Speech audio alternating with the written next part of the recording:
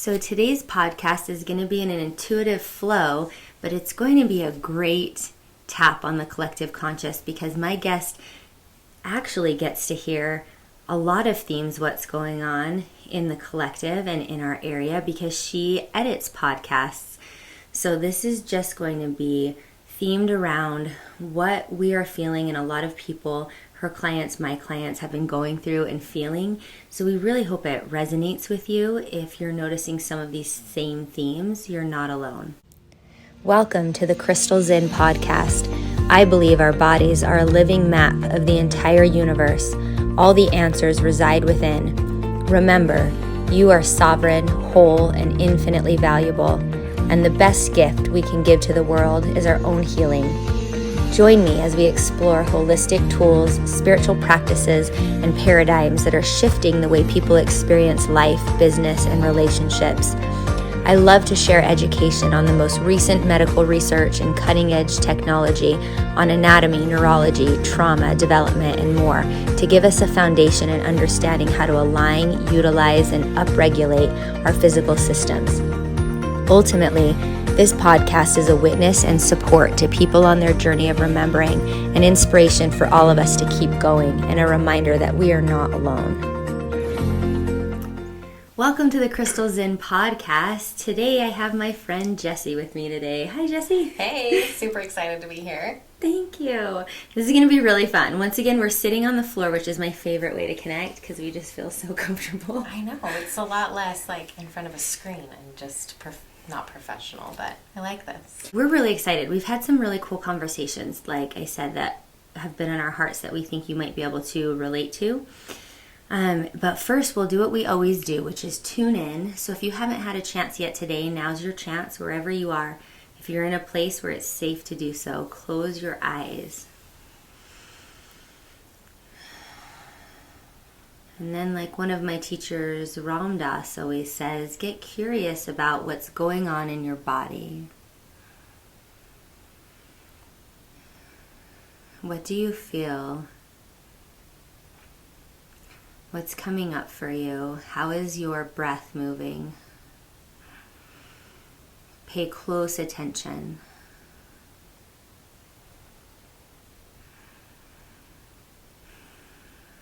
Maybe you notice pain or uncomfortability. Maybe you notice a space somewhere in your body. Go a little deeper and continue paying attention. Maybe ask yourself, what's here for me today?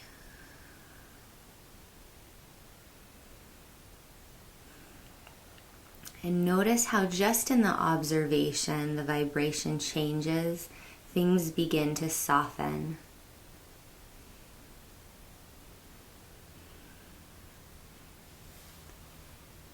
And then take a final breath, feeling complete, feeling witnessed.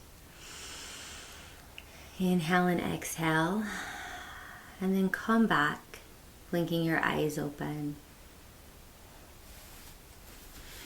Ooh, I feel good. Me too. Yeah. You know what I liked about that? I liked the question, what's here for me today? Yeah, there's something about it. I always think I do a pretty good job coming up with the things myself, but I've been listening to a lot of Ram Dass lately. It's been really supportive to me. And the way he's tapped into such gentleness with the self and others, which is his teachings, I think just brings another layer of comfort and support I've been trying to incorporate more. What is it? What is it for you? Yeah, just, that level of curiosity and the softness that I really did feel that physically in my body, like this, the edges just kind of melting away and being soft. So thank you. That was beautiful. Cool. You're welcome. Well, let's tell our listeners about you. I know a couple things. I know what you do for work right now, and I know you're an amazing mommy. So will you expand on that?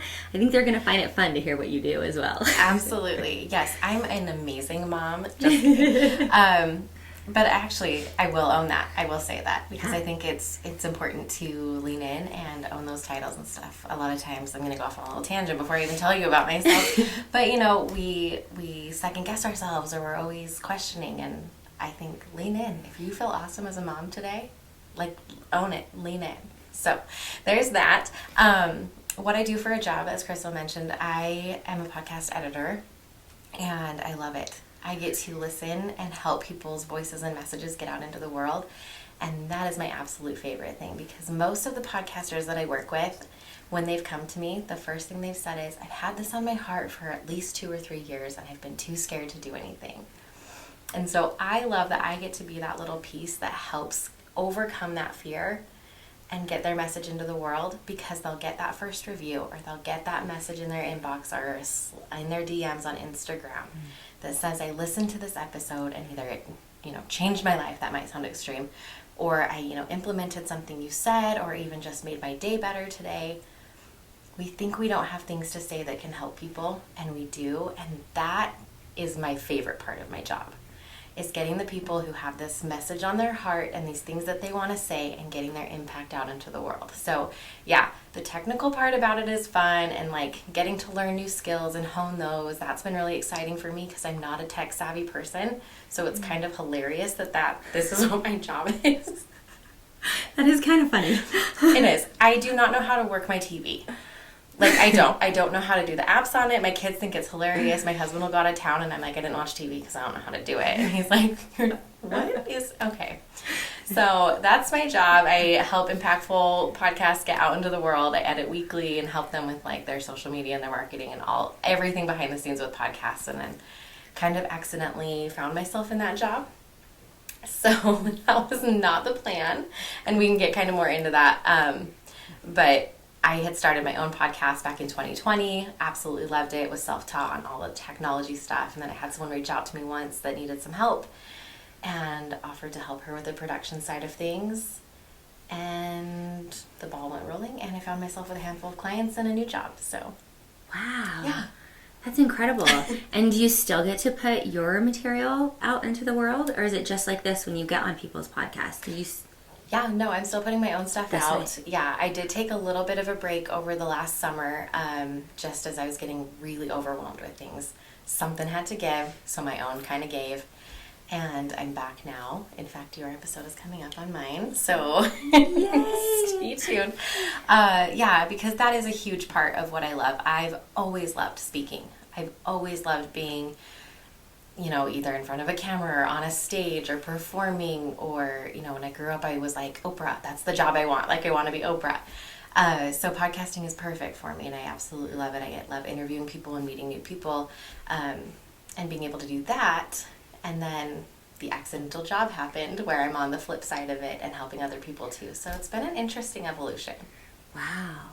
But it sounds like so beautiful and perfect too for what you're doing and what you love and where your passions are, which is just kind of really cool that you wouldn't have maybe chosen that for yourself. No. that job side of it, but that's really cool. It sounds like you love it. Yeah. Sounds like I it's do. working. And I also think there's like a choice in loving it. There's a lesson there. Because, when I was first podcasting, I had this whole vision for what I wanted it to be, and this whole coaching practice and these membership things, right? As we do, we listen to all the experts and we try to have these plans and these grand checklists of next steps. And I had all these visions and things just weren't falling into place exactly how they were. And I was getting a little stressed because I needed to be making money. And that's why I took on that first client, because I was like, oh, here's like not an easy way, but here's a way I can make some money while I'm getting everything else going. And then I got a referral, and then I got another referral, and then I got this. And I could easily be like, oh, well, this isn't really what I want it to be doing. I want it to be going this route. So I almost like reverse engineered how I love it. Because it could just be technical, right? It could just be me sitting there and making sure their sound sounds good and not really getting into it. But I really do try to listen to the episodes and get what I can. Like you said, what's here for me today? So instead of me just sitting there and being like, hey, I got to get this edited, I got to make it sound good, I can get something out of it. I can find joy in putting their messages out. You know what I mean? Like, there's a choice to love it. I do love that. I feel like that was probably one of the first themes we were pondering on talking about, even when we first walked in today. And I was like, I just got back from this client and it doesn't fit into any of the containers or the plans or the way I wanted to run or do my business right now, but there's something there for me. And so I keep showing up. Yeah. Kind of with that curiosity, and we were kind of collaborating about that. And so I do wonder if any of my listeners are feeling that as well. I have heard that from a few different people, which is instead of orchestrating that container, like you said, this is the coaching program, this is the memberships, this is, which I feel like we do kind of still need to move forward with some ideas, but every time we show up, being in an open mind and being in resonance with higher vibrations, things are going to create themselves. I don't know if that's the right way to say it. We're going to create things, but we're going to create them from the unknown. And so they won't always look like that. And I think the biggest journey for me the last couple of years has been trusting that and what to do with the fear in that. And then all the labels and the linear ways we've thought around it. Like, it would be really easy for you to say, well, I wasn't successful because I don't have these memberships in this coaching program. I have this business and this podcast. And so how do you, if we let go of the expectations and the metrics, how do you then measure your success? Ooh, that's very interesting. Right. I think I have this visual that I was kind of looking at where it's almost this path of like stepping stones. And I had put down my stepping stones, right? And then all of a sudden this other one got put down over here. And I was like, all right, should I step on that one? Should I go this way? And then another one got put in front of that one where I thought like, oh, I'll just take a quick detour and then get back on my path. And then it just kind of kept going this way. And so I might be on a different like viewpoint. I might end up a little bit somewhere different, but I can always go back to that other path too. Right? Like it's not, I'm not lost. I'm not completely gone. So there's a sense of curiosity and just, I don't know, like a willingness to just explore and be okay with like not having a perfect plan, which can be hard for those of us who really find security in having a perfect plan. Yeah, and what if you found security instead? What I think a lot of us are reframing nowadays, and we're being challenged in as being parents in business, as being leaders in the community or things like that as well. I think we're really being challenged to take a second look at what is the metric there, and if our feedback is our joy and our connection and our relationship and our fulfillment, then that would be different. Like, if exploration and joy, like you said, was what we were trying to achieve, then you'd be way more successful than walking down that other path. I love that analogy. And I love what you said, nothing's lost, actually. I've stepped away from and back to many things, and I have learned that and probably will continue learning that. Nothing's lost, but what are we measuring? What are we measuring this success by? Is it curiosity and exploration, and is it an emotion and a fulfillment, or is it like a monetary value or results-driven success? Yeah. That's been a huge theme lately about defining what success actually is for me, because the world will tell us what success is, right? Success is 5-figure months, 6-figure months, a 7-figure business. And visuals, right? Like accessibility and awareness, right? Like popularity. Absolutely. Yeah. Absolutely. The vanity metrics that are there and the numbers that you can see in all of this. And I've even thought about that even with, the accidental business that I have now of how can I grow this bigger? What can I do? And I've had to stop and be like, do I want to grow it bigger? Because that's going to, take, then am I managing employees? Then am I managing more people's time? Then am I not as available for my children because I'm a little bit busier here? Or am I going to have to get better at time management? And there's all of these things where it's like, what is my level of success where I feel fulfilled career-wise, but I feel balanced in my home life as well, where I feel, you know what I mean? I think you have to figure out what success is for you because it's different for everybody else. So is that what it would be for you, feeling fulfilled in your career, and then feeling like you have enough space and attention to feel fulfilled in your parenthood. Well, and I think that's where like the trial and error kind of comes from. And so you've got to be okay testing the waters. You know, because when I was younger, I was like, stay-at-home mom all the way, don't want a job. I dropped out of college because I was like, why would I even pay for this? I'm just going to be, I want to be a mom. And every time I stepped away from things, I found myself so bored. Where I was like, listen, I love being a mom and I'm lit up by it, but like I needed creative outlets. So that was kind of a clue for me where success for me was my husband makes enough money so that I stay home and be a stay-at-home mom. Mm-hmm. And then suddenly that didn't feel successful anymore because I wasn't getting fulfilled from a creative outlet or from an output outlet. And that's just me. Mm-hmm. And so it was like, okay, is it, getting back into the corporate world? Is it climbing this ladder? Is it doing this? Because I found I like getting accomplishments. I like being praised. I like those things. Mm-hmm. So, it's just you try different things out and be like, okay, that wasn't it. Or, okay, this aspect of it is it. How can I make these fit? And I don't know. I've started to just view life as this grand experiment where nothing's ever, I guess things could go terribly, terribly wrong. But but what does that even mean if we don't label it as terribly wrong? Exactly. Like, just really taking like this, like almost scientist view of my life and just being like, I don't know, let's try this, and this is an experiment, and we'll try this, and we'll take what we like about this experience and we'll leave this, and I don't know, it's like this grand little puzzle experiment. Oh, that's so good.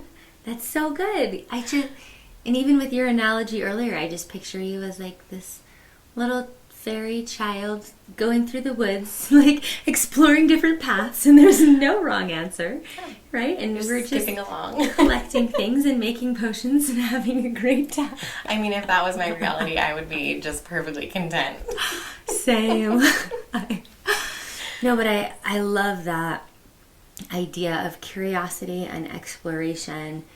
And like there's all of these, because I study anatomy so much, and there's all of these anatomical principles that I think tag back to this idea that like if we can measure like our health and our joy and our feedback and like moving through these things through how quickly we accept change and how easy it is for us to assimilate, kind of like Darwinism, right? Like the one who evolves the quickest is kind of the one who survives.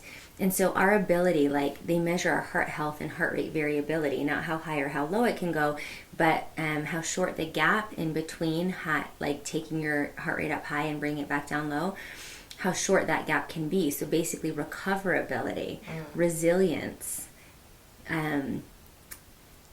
like maneuverability, like these are all of the ways that we are judging health in the body. Yeah.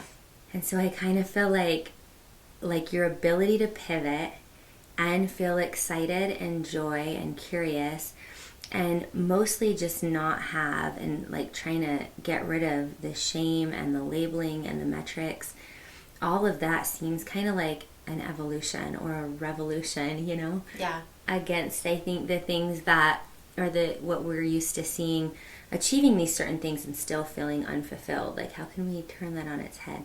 And I love the way you fall into accidental businesses. And I really, really love that analogy. I feel like I've maybe not been as great at that as you have, but I'm learning it. And I think what I'm learning more than just pivoting and following my heart is being okay with it. Yeah. Because I feel like in the industry I'm in and also the practices I've done, I have found what I would call success in me for pivoting, listening to my heart, following my joy, but still I think my biggest challenges in it is not getting that vulnerability hangover or not second guessing it or not labeling it or judging myself for it. Like just really trying to feel free in the movement.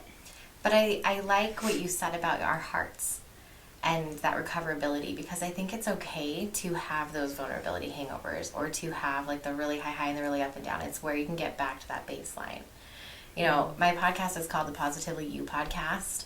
And when I first launched it back in 2020, I had this group of friends that we were all on Marco Polo. We were supposed to go to a retreat together, and then COVID happened. So we just became Marco Polo friends instead of retreat friends.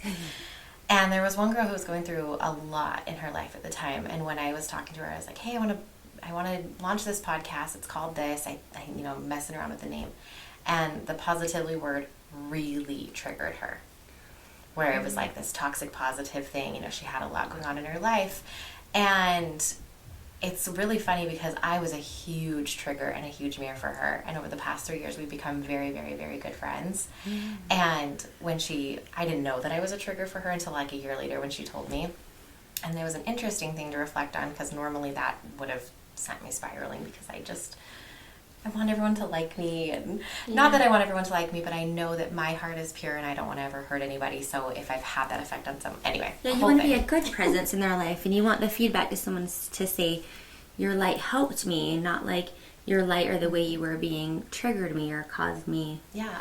But it made me think on that word, and was I just putting out toxic positivity in the world, or what was that? And so I've been very intentional about having it be that we do have these highs, that we do have these lows, and it's getting to a point where overall our life experience is a positive experience with everything bundled up inside of it. So getting away from just slapping a smile on our face and pretending that everything's okay, which old me was very, very, very good at that, and being able to incorporate it all, but having it at the end of the day or the end of my life, overall, this was a positive thing. I got a lot out of it because I was able to ride those ups and downs and those waves. Wow, I do. And I had so many thoughts in there, because what you just said so beautifully has a lot of little moments to double click on, right? That we could expand on, which is like, the first one is being a trigger for other people.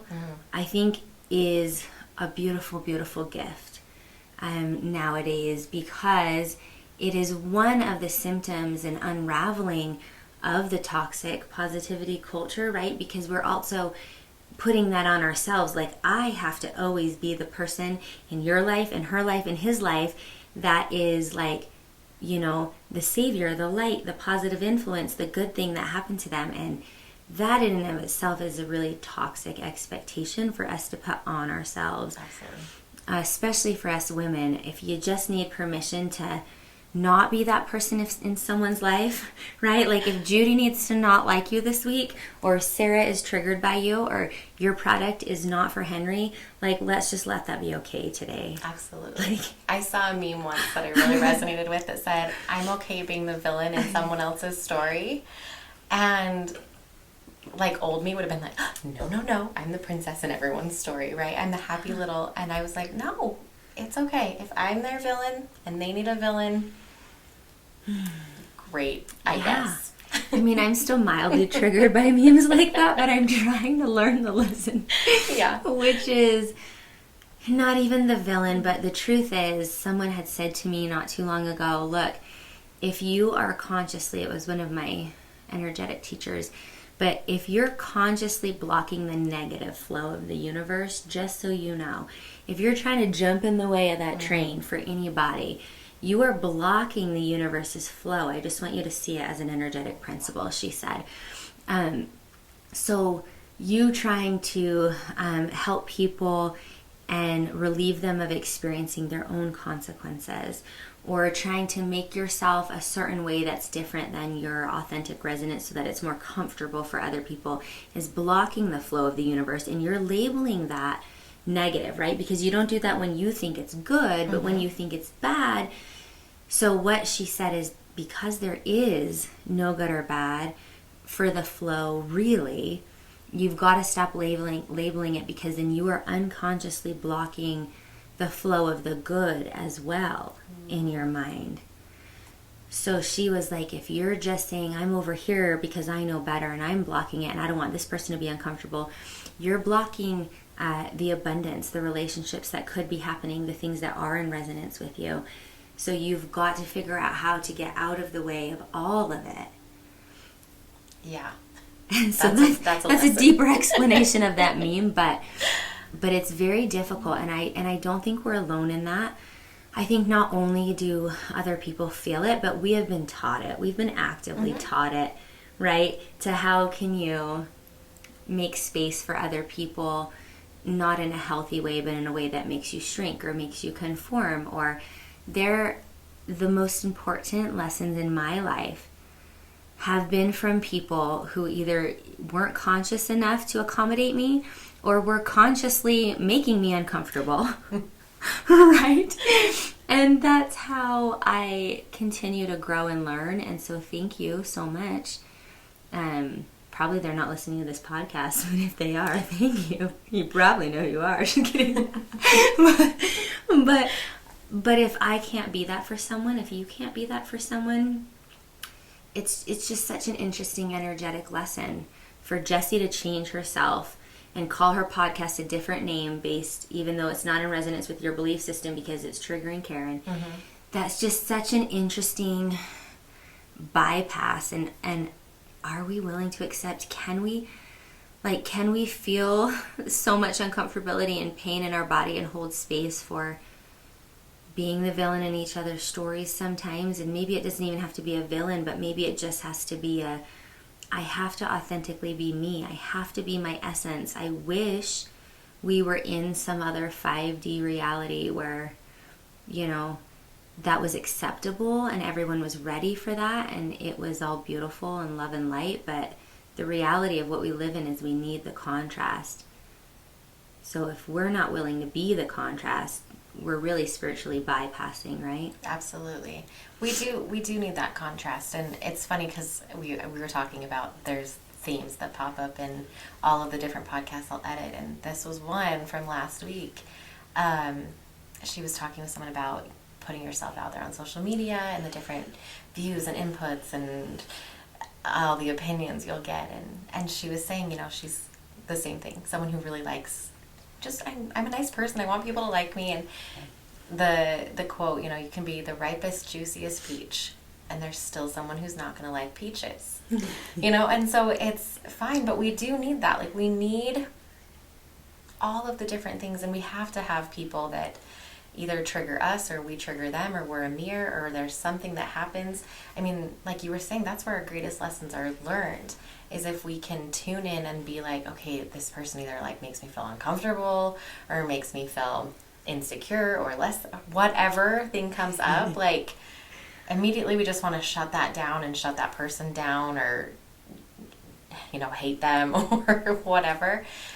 And that's where like the cool work comes in, is when you can get to a point of being like, okay, why is this person having such a huge reaction in my body? And sometimes I think to myself, I wish I didn't know this, because it would just be easier to just be ignorant and just have the bad feeling instead of like doing the work to dive in. But like so many times I say that, I'm like, I wish I didn't know. I know. I'm going to say that was the big nail on the head, because I feel like all of these are signs and symptoms, and that is the difficult thing, is to do the work. Like last week someone called me annoying, and I am. So, but also that's not the point.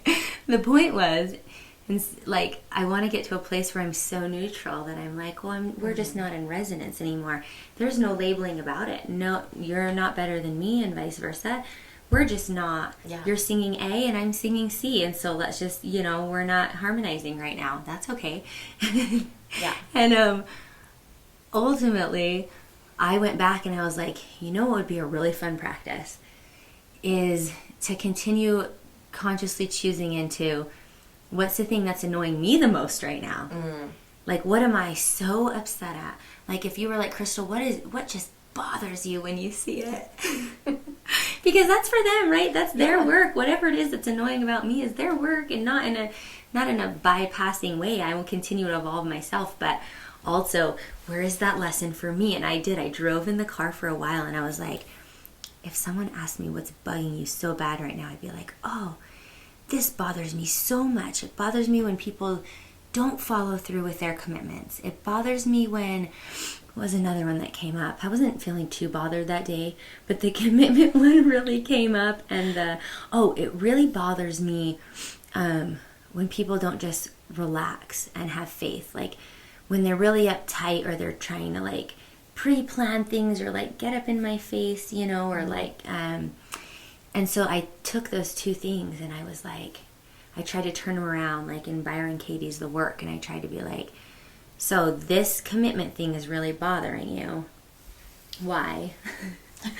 Because you feel like you are holding yourself to such a high, for example, commitment ratio. Like, I don't feel like I can take this space or pivot in something like that if I've made a commitment. If something else changes or something else then becomes in higher resonance for me, I can't let myself out of a commitment. And these commitments could be, I'll meet you for coffee on Friday, to like, I'm going to treat you like a sister or a friend for the rest of my life. Like, some of the commitments could be really long term that I've locked myself into, right? That have come in and out of resonance, or a friendship, or I don't know, an exercise program. That's a big one. Yeah. I'll commit to something and it won't be good for my body anymore, but I can't drop the commitment. So anyways, that's just for example of like what Jessie said, doing the work, which is like, it'd be much easier to just be like, well, you're annoying. Yeah, right? And then just feel bad that day. Yeah. It's called work for a reason, because you have to be intentional about it. You have to do it. And there are days where I was like, I don't want to do the work today. And I actually did have an experience in a plant medicine journey last weekend where I was actually shown how a specific part of my energy could be really annoying. And I was shown a lot of the hecticness of it and some of the things I'm choosing into, and I was shown where that energy is beneficial and where it's not, and was really able to like deconstruct and also just have kind of a good laugh at myself and a deeper understanding that was like, that's how I showed up then, and that was true. And I'm going to show up like this now, and that's true. And like you said, not everyone's going to like the peaches that day, but what other choice do we have? And I definitely want the listeners to feel that. Like, what other choice do you have? If you're not going to show up in your essence today, what are you doing? Yeah. That's an interesting and really big question. Yeah. Because so often we aren't showing up in our essence, and we are just kind of reactionary or on autopilot, and so to think about that question really intentionally, you've given me something to think about. Yeah. And then be compassionate and gentle with yourself. Yeah. When you're like, yeah, I did cause these things. I'll take responsibility for that. But guess what? It's okay. Yeah. It's okay that your podcast, for me, is amazing. And you're amazing. And I get so much out of being around you and listening to you. But had you not called it that and done that, I don't think any of that would have come through for the people who are in resonance with it. Right. So I'm really glad you did it. Yeah, me too. Well, and like you know, she gave me that to think about too. Mm-hmm. A year later, which I also liked that she didn't come straight at me and be like, no, you're triggering. Yeah. It was, she put in the time to be like, why is she triggering me so much? And me and her have been really good mirrors for each other. And that's been exciting and fun. And it's just a really cool, I don't know, I feel like I'm in a really fun place where I'm raising and parenting my kids, but I feel like I'm also raising and learning so much about myself as well. And it's kind of fun to do that side by side with my kids, where they're getting to fun ages where they're 12, 10, and 7. So their personalities are really starting to shine. My 12-year-old's in junior high learning, that whole experience. And you're learning who you are and all of these different things. And I feel like I'm almost doing that right alongside them. So it's like I've got 4 kids, right? Like I've got me and them, and learning all of these things and what things make them tick and what makes me tick, and when they have a bad day, how do they react and how do I react? And it's been a really cool experience for me to just almost view myself. I always picture this as like I'm outside of myself a little bit, and I get to view it not as like a movie, but just kind of watching and seeing like what's she gonna do, like what's Jessie gonna do today? And just having that, my 2 words I use a lot are kindness and curiosity. And having those 2 things go hand in hand, because if I'm curious but I don't have that kindness or compassion in it, then it can turn to shame and judgment real fast and go down that fun cycle that's super exciting for everyone. So, if you're going to be curious, you have to couple it with kindness and compassion. Because there's going to be times where I look at myself, like I said, like, what's she going to do? And I think, well, why is she doing that? What is she doing? No, don't. Why would she do that? Yeah. And, go off on these judgments of her instead of be like, well, why would she do that? Why did I do that? Wow. That's beautiful. That's got to be what makes you view it so kindly to everybody else, because if you have a consistent practice of being kind to yourself, that makes so much sense to me, how you're able to be kind to other people and to view those things with curiosity. Thank you for having that practice. Wow. It's been fun. I say fun. I know what fun means. It's been fun. I know what fun means. I'm wondering if you'd be willing to shed some light on us. I keep leaning back and backing up. Getting comfortable. About this thing we talked about, taking time off. And maybe I had said that and you had said, maybe it's reframed to saying you're taking an intentional year. Yes. And you also said this theme has come up. Will you talk a little bit about it? Has. What do you think would lead us with curiosity and kindness to feeling like we need to take time off? And what is that really all about? What are you hearing? Well, it's interesting. One of the podcasts that I edit for, like I said, these themes pop up, right? Is called Balancing Busy.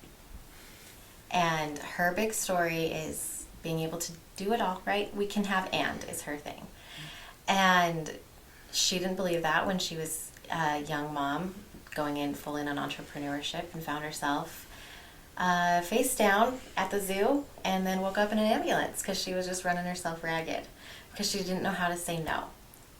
And I think that's a big thing that's coming up is people are like, I need to say no or I need to stop. Even you were saying that, right? Like I have a year where I just need to not show up and just not do these. But then maybe this thing pops up that I want to show up. But I said I wasn't going to. And with your commitments where you said I made a commitment not to show up, so then how can I do this? And it's this whole thing. But I've been hearing that. I edited another podcast this last week where one of her things was saying, I'm done with over-consumerism and I'm done trying to perform and show up and all these things. And so it just feels like this theme of people feeling like they're carrying too much.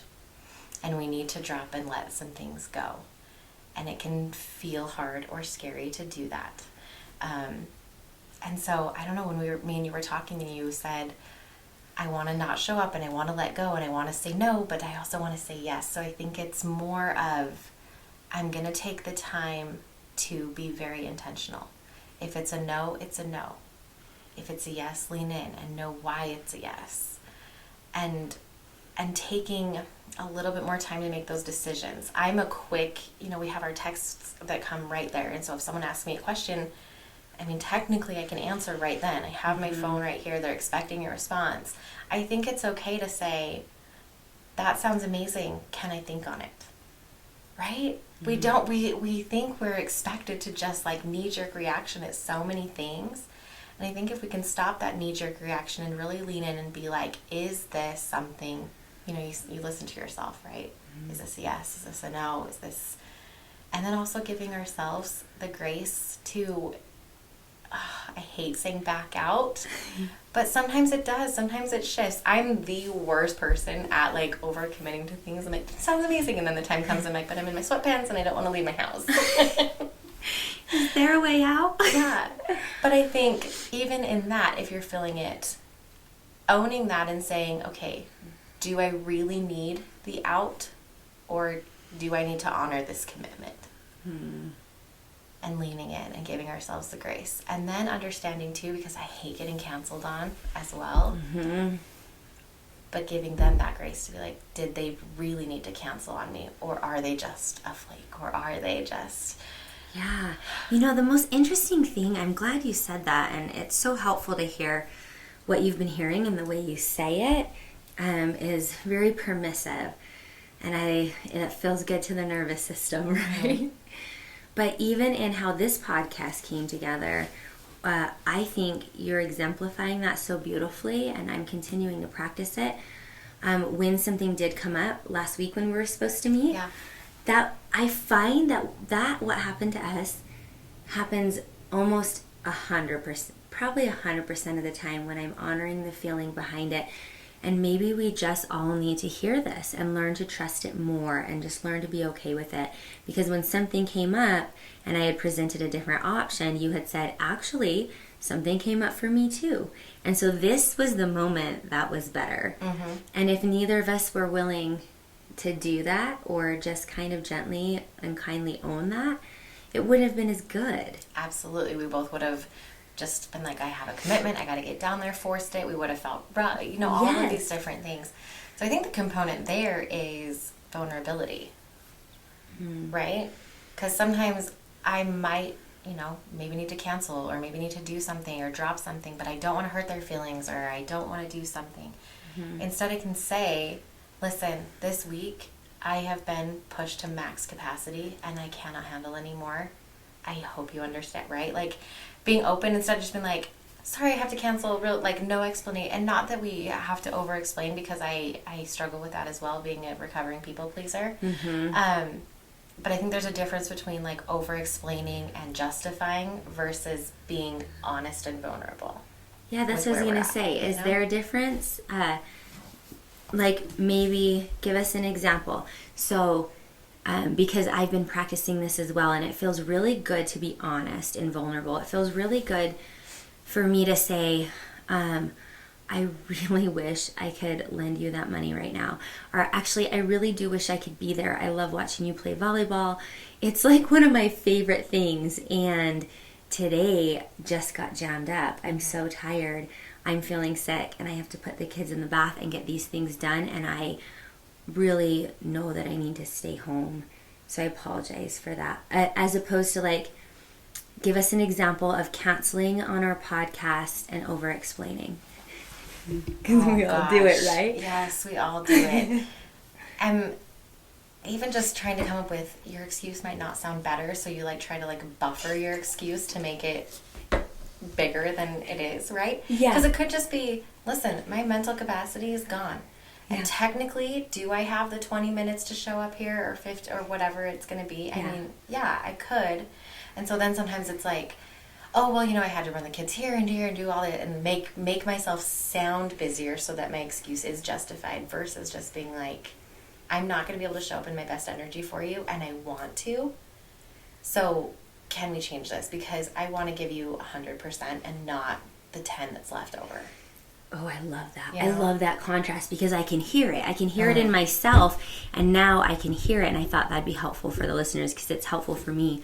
Yeah. When I hear myself doing that, then I stop myself. Yeah. I've noticed when I have found myself saying, I can't afford that, or I'm too busy, or any of those other things, I will then pause when I feel like that. Yeah. I feel like that coming up, then I pause, and then I'm like, wait, is that true? And then it's like, no, I can afford that actually. It's where are my priorities and money's energy. So where do I want to put my energy actually? And that's not right for me right now. And the verbiage I think around us, especially us women learning this skill, I think the tactile scripting is so helpful because often when we learn something, it's because we've gone so far the other way, like you said, and you need a reclamation now. And so then we tend to be really aggressive. At least that's happened in my story, where I've seen this happen. People be really kind of screamy or defensive or unkind in the reclamation of that, which they probably need to, right? And you really are the villain in a lot of people's stories. But it's necessary. It's a necessary step to reclaim. But what are some great verbiages that we can, just kind of stick in there and use, until we really feel the kindness and the taking care of ourselves? I think leaning into, for me, and I do this with my kids a lot too, where they'll want something of me, or I'm either on my phone or finishing working, and if I allow them to keep talking to me, I'm not giving them my full 100%. And so this is something I'm getting to your point around about, but where I will stop and say, I'm very interested in your story about whatever drama happened in 5th grade today, but I'm very interested in your story.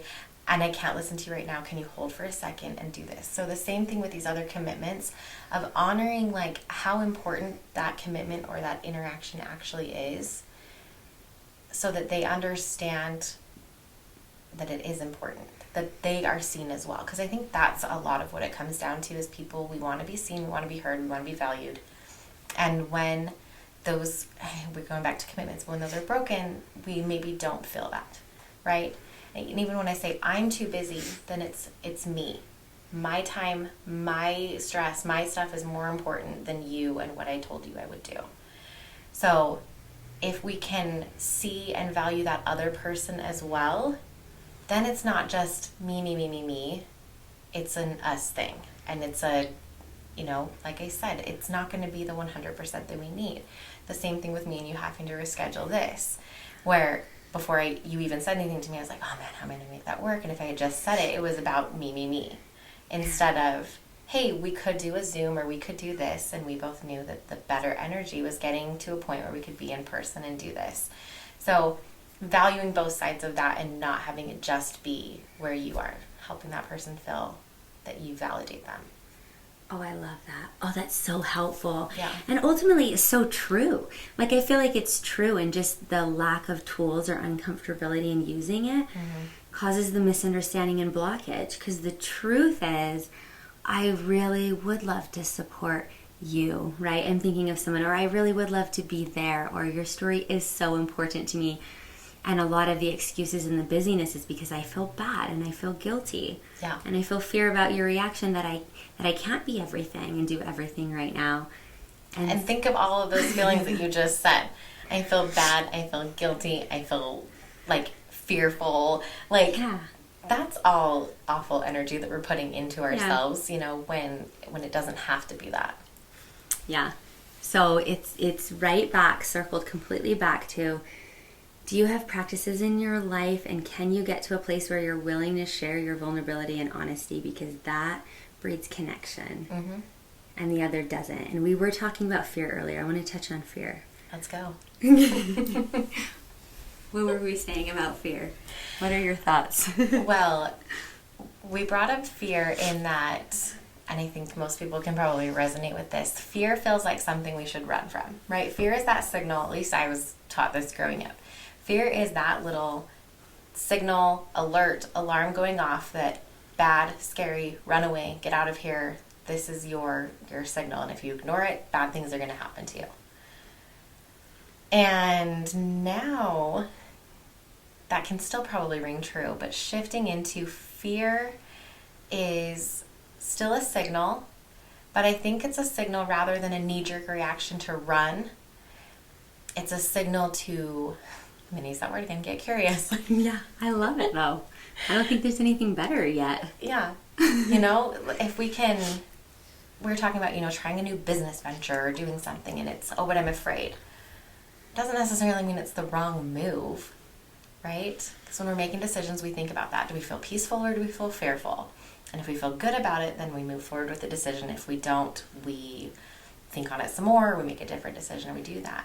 The thing is if we're doing new things and we're pushing ourselves and trying new experiences and taking risks, there's gonna be a level of fear there. And if we run from it every time, we're never gonna go anywhere. Yeah. One of my teachers, I heard her say, I do feel fear. Of course I feel fear, but I never let it get in the driver's seat. And I picked that up and used it because it was a little more nuanced and discerning about that shift we talked about, which is like there is some level of learning that as a child and moving through certain periods of your life where you do need to feel that somatic feedback in your body. You do need to know what fear means. If anyone's ever read The Gift of Fear, if anyone understands how much input and information our bodies are picking up on an anatomic and energetic level, it's by 50 times more than we can process in our prefrontal cortex. So it is true that there's an intelligence there and we are getting a signal or a feedback. But now that we're older, maybe we can deconstruct and maybe we can learn some things. Like you said, if we keep that paradigm that's kept us safe all this time, then that's all it's ever going to do. We're not going to go anywhere. So the level of expanding is going to require a different relationship with multiple emotions, but specifically fear. And I do feel like this fear theme has been coming up for clients I've seen and for myself. Absolutely. I can obviously deeply talk about myself because that's what I know the best. But it is interesting when we hear these tag phrases like lean into fear or lean into the uncomfortability. What does that mean for you? Where have you done that in your life? Do you have a recent example? Oh, gosh. I think, leaning in for me is exactly what it sounds like. It's not running full force, jumping off the cliff into fear. Right? Because sometimes we think that, like, feel the fear and do it anyway. Like, you just leap off and you're free falling. So I really like the visual that lean in gives me, because it's this gentle lean into fear of okay, I'm afraid. Why am I afraid? What could this go? And years ago, I read this book by Marie Forleo called Everything is Figure-Outable. And at the time that I read it, I felt like our life was completely falling apart. We were in financial, just whatever, dumpster fire. And, I was like, cool, do we get to, like, keep our house? What, like, so the anxiety level was next level. And I remember listening to this book, Everything is Figure-Outable, and one of the strategies that she did was said, when I start getting into that fear spiral, I let myself go there. Which was opposite from what I'd heard a lot, where everyone says, don't think about how wrong things can go. Like, what if things go right? And think about all the good things. And she said, no. I go the opposite way, where we spiral completely down. And she's like, and you get to the very worst case scenario, and you figure out that you'll figure it out.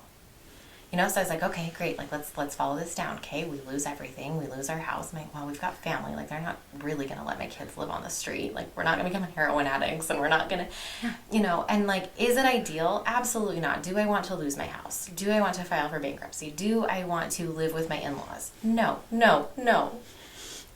But am I smart enough and strong enough to figure all of that out? Absolutely.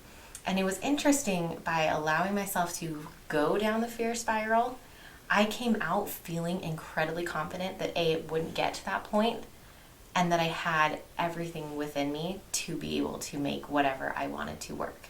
And we did. We're still in our house. Things are great. Everything didn't burn down, right? And that's a very interesting practice, because it's very counterintuitive to what I would normally do, where it's look on the bright side, like find the positive, find the silver linings, find the lesson in this that you're going to learn. And I did have that attitude too. I said, if I'm going to go through this dumpster fire, it's not going to be for nothing. I'm sure going to get a lesson out of this. Yeah. But I don't know, that was what the leaning into the fear was learning that you're actually incredibly capable to handle anything that comes your way. Wow, that's powerful. Yeah. And it would take a lot of bravery, I think. And I think you couldn't throw yourself off a cliff, right? You would have to start considering, let me just consider thinking about this. Okay, let me consider thinking about the next thing. Mm-hmm. So I like that kind of gentler leaning in method. And then when you did make those decisions on how you were figuring things out through it, was the fear as present after doing that? Or like, what did it feel like as you were walking through that? It's an up and down thing, right? Mm-hmm. That's the fun thing with emotions and with fear, is that one minute you can feel on top of the world, like you can handle everything, and then the next minute you're like, just kidding. I was joking, I was kidding myself, I can't actually do this, and I'm back down in the depths of despair, right?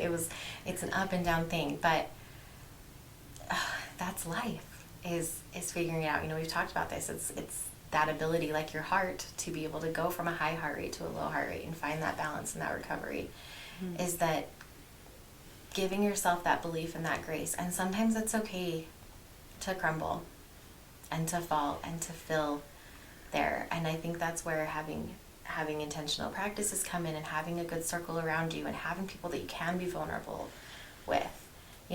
There's some people that I share that story with in real time, and a lot that I didn't. And it's taught me that I need to share more in real time, because it's fine to have someone validate your story after, but you really need those people around you. And so vulnerability is hard. And it is a two-way street, because you can't just like word vomit onto people around you and not pick that back up for them. And you need to make sure that you have safe people to do that with. And that's a whole practice in and of itself, to cultivate those people around you. Sometimes that's a learning practice, because sometimes you thought it was, but it wasn't. And then Yeah. sometimes a different person will show up for you and you'll Yeah. not recognize the blessing. So I mean, I really do wish I could just like hand you all like a playbook with like step by step, like here's the friends you need and here's the exact script to say to them, because it would just be so much easier than this like trial and error thing. But that's been one thing, has been calling in those relationships and those friendships. You know, has been, I need people around me to support and to uplift. And I also, in tune, that's why part of the reason why I've done so much work to be compassionate and open to other people, because I need that for myself from them. I can't expect it if I'm not also willing to give it. And isn't that beautiful? Because that's the way I think it works anyways, right? Yeah. Because people will come meet you where you're able to meet yourself, or at least those people who see that will be called in, who can show up for that. But you're right, if you're not sharing in real time and you're not being vulnerable, then how can your people even come to be there for you? They don't hear your cry, you're not saying it. Yeah.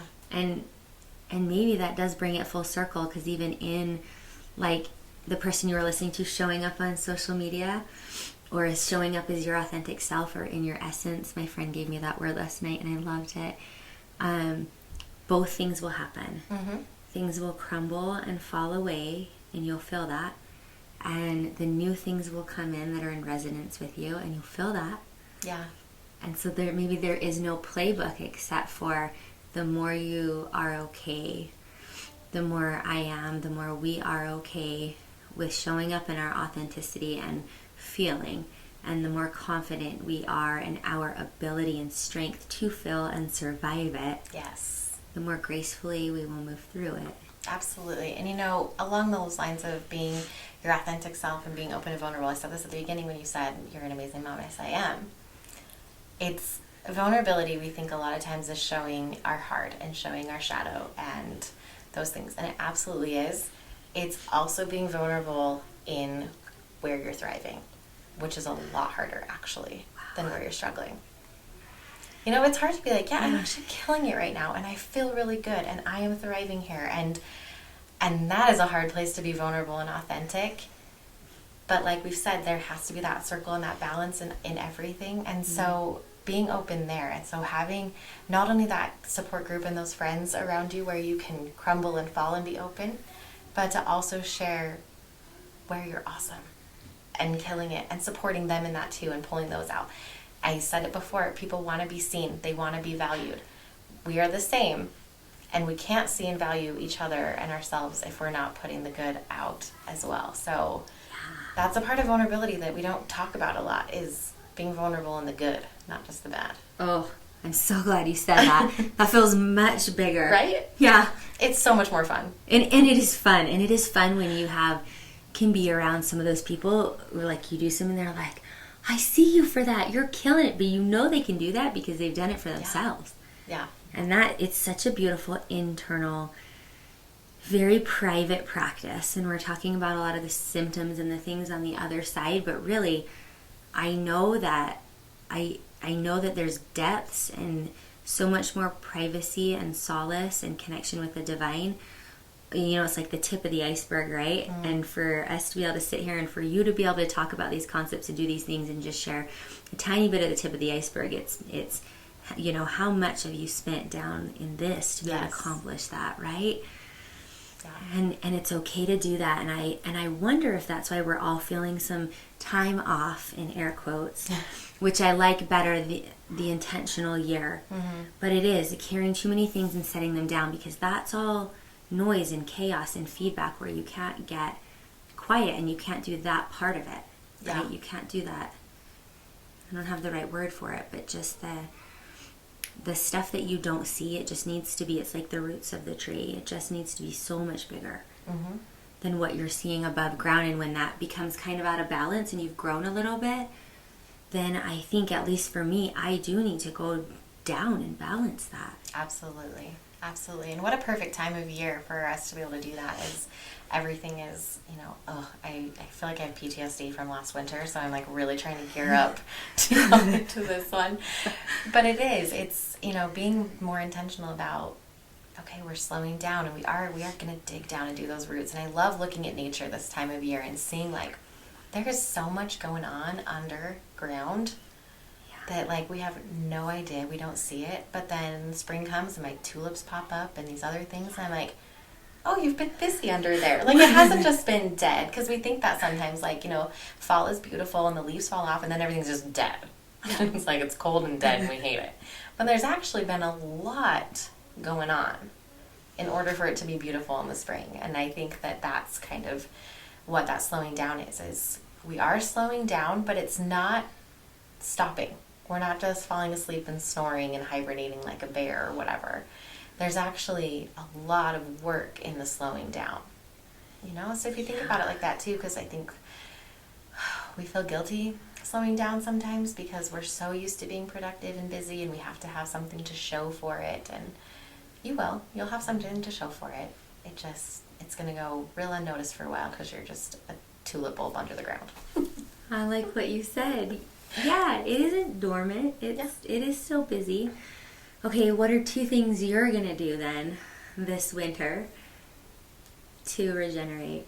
What are you going to do as a tulip bulb this winter to make you look forward to it and to fully take advantage of that exhale, our winter time? Yes.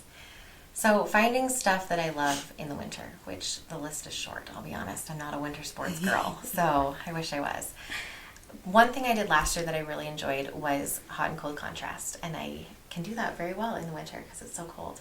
So I have a sauna in my home, and I loved going in my sauna and then coming out and either sticking my feet in the snow or laying completely in the snow, staring up at the stars, having the cold breath. I mean, I loved and hated it. But when it got warmer and I was doing the sauna, I was like, oh, I can't go outside because it's still like 100 degrees out there. So I'm actually really, really looking forward to that. Also getting outside, even if it's cold, getting daily sunlight, and then really just going in and slowing down. I want to journal more. I want to color more. Ooh, I know. That's a good idea. I got a coloring book from a friend for my birthday, and thank you for the coloring book. I love your friend. I do too. I've almost filled it. It's been the funnest thing, and I'm like, winter is going to be perfect for this. I can just curl up with my little coloring book, an audiobook. Yes. Oh, those are some good ideas. Yeah. I looked forward to, I bought a new coffee mug, and I bought some really cool, things like cacao. Like I make cacao and do cacao ceremonies, and but just different things that you could mix in, and different organic things. And I follow this new guy online where sustainable farming. Ooh, yes. And so I was just like, what if I could make more things, especially warm drinks. Yeah. And just use that as putting the intention in the liquid, and then curling up with a blanket. When I get my next paycheck, I'm going to go to the store and just get a really nice blanket. I love it. And so there's that. The other thing I did was, which seems a little opposite, but I did get a couple more animals here. And I'm actually, this winter, instead of just staying in and being so upset like last winter, even if it is cold, I think I am going to try to go outside like you. Yeah. A little more. I have a horse I want to train. I'm just going to go to the outdoor arena or the indoor arena. I have some things I want to do, and I'm just going to, even if it's cold, go out there. Yeah. Kind of wish I had a sauna to sauna first now. Maybe I should get that. Costco. Yeah, but something to honor the process, like you said, make it an intentional year and honor that. Absolutely. As opposed to just an avoidance or an ignoring or a snooze. And then I'll be back. It's no, this is worth it time. And I think if any of you guys or any of the listeners are feeling that same pull and need some sort of fear management or permission to do it, maybe Jessie's advice would feel really good to you too, is just make it an intentional year. I love it. Intentional winter. I didn't know I was going to do an intentional year till I talked to you. So You didn't? No. But it feels so good. It feels so good. So good. The no's will be no's and the yeses will be yeses, but also it will be overarching themed of, taking care. Yes. Do you have anything left on your heart, or any messages or anything you've seen that you want to share with us? Oh, that's a good question. I think my biggest thing is, to anyone listening, I'm just feeling that same theme of we're all wanting to be seen and heard and valued and loved. And so if you are listening, that you are seen, and there are people in your life who love you and value you, and if you're not feeling that, if that feels maybe not true to you, that you can call that in and bring more of that to you. But we see you, we love you, we feel you. Yes. Even though we're just sitting here on the floor in Crystal's house, but we can. So. But we can, yes, and we do. Like, it's deep, you know? Yeah. You can see it, and someone walking by you can feel it in the collective.